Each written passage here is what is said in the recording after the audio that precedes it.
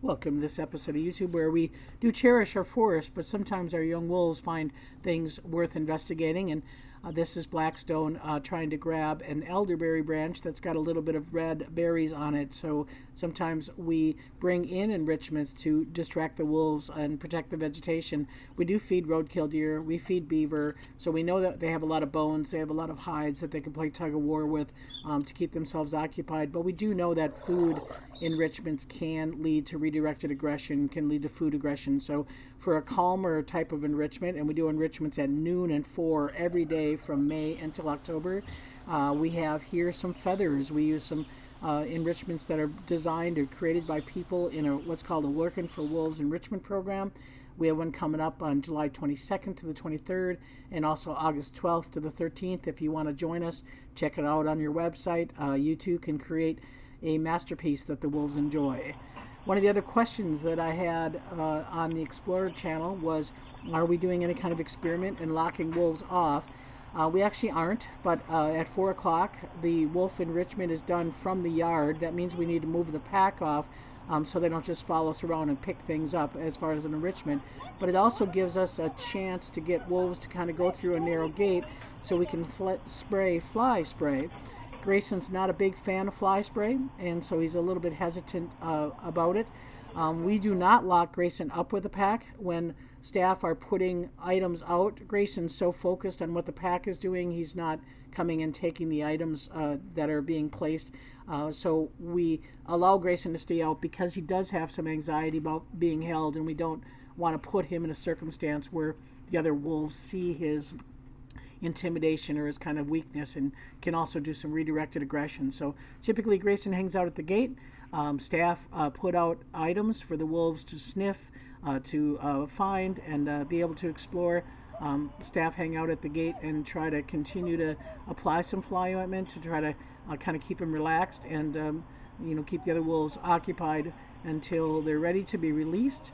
And then what the public sees at 4 o'clock from the window is the wolves coming out using their sensory abilities to find things. So that's what an enrichment program is. So people coming for the Working for Wolves will create these enrichments, we'll keep them in the freezer, and then we'll use them again either noon or 4 o'clock every day from Memorial Day weekend until we have a seasonal change in hours in October. So you can see the young wolves are most interested in it.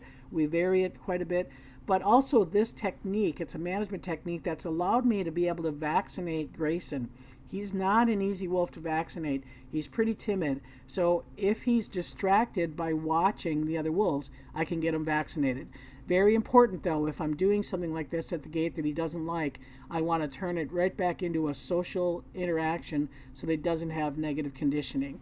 So today is also kind of a sad day for us here. We got the word that Oscar, who we had adopted here at the International Wolf Center in 2012, was euthanized today due to acute issues or bouts with cancer. Oscar was first acquired to be a companion through the fence with Grizzly, and Oscar was a great companion. When Grizzly first came into retirement, he was alone. He really was having some issues with that isolation from the pack. Oscar, hanging out in the wolf yard, was animated. He was rolling in things. He was living his best life. He came from Humane Society in Hibbing, and so we adopted him not knowing anything about his history, and his task was to become a companion through Grizzly through the fence, and he did a fabulous job of doing that. Later on, Oscar really started to see the benefit of living in a wolf yard, getting a lot of bones, a lot of treats, and certainly having a great opportunity of being around people because we do wolf care 7 days a week. We had to make sure that he was accepted by the adult wolves, and you can see with a sweeping tail wag, very social greeting, and if you can see that tail of Oscar behind it, very confident Oscar. That's the kind of dog we need to be around the wolf yard, someone who's confident, and the wolves see that confidence and they trust him. Oscar eventually moved into caretaker for the 2012 pups, and there's Boltz and Luna, and you can see his gentle nature. He is a caregiving dog. He, as as good as he was for Grizzer, he was even better for pups. And so Boltz, having that opportunity to submit, and Boltz was an older pup that we had adopted in 2012, so he was kind of beyond our normal socialization. So we really wanted him to build trust, and we really wanted him to feel comfort. So having a dog around the yard is really important. Dogs are domesticated, and so when they're around the exhibit that has a lot of humans coming and going for public programs, the pups look to the dog for security, and as the dog being domesticated doesn't react to the public, it makes it a calmer environment and a calmer energy for those pups.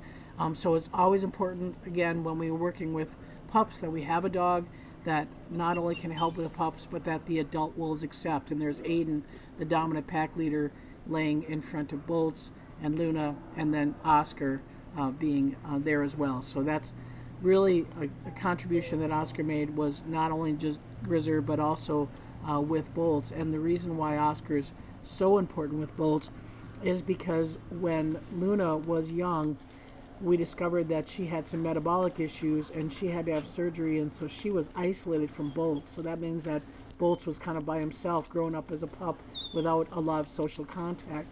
So Oscar then became Boltz's wrestling companion, almost his pup litter mate. Boltz got older, he still continued to see Oscar through the fence.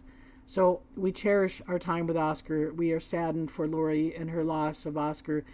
After he left the Wolf Center, he got to live at a lake, he got to live at a resort, and he was living his best life on a farm, taking care of young animals, communicating with the pack, and we honestly, we miss him.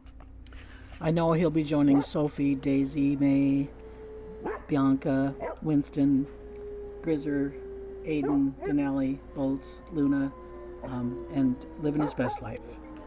Thanks for watching.